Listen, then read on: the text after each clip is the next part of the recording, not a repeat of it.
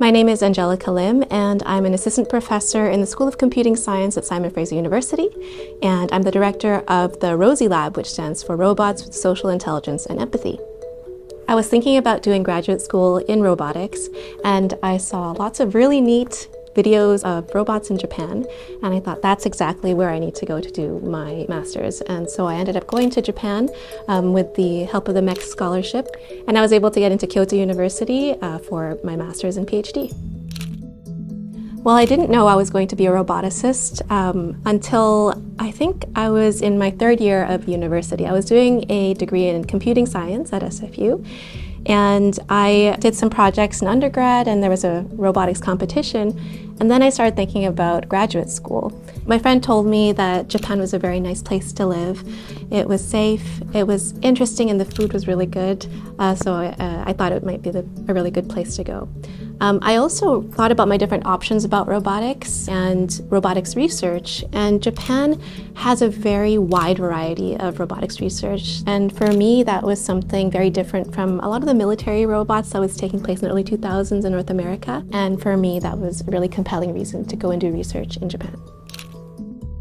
One of my big memories of being in Japan is participating in the launch of the Pepper robot.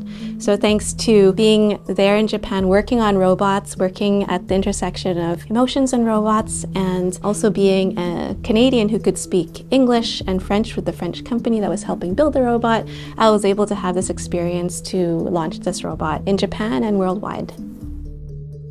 The reason why I chose to apply for the MEXT Scholarship is that it can be very expensive to go into these graduate programs. So I was looking for scholarships, and MEXT not only helped support me in the airfare and the stipend, but also my tuition was covered. And for me, it was just such an excellent opportunity. So now in my lab, I run a lab doing empathetic robotics, looking at the social aspects of interacting with robots, which are now becoming, I think, more and more critical as we have human-AI interactions. I think that was very much spurred on by the type of research that was happening in Japan during my time in grad school.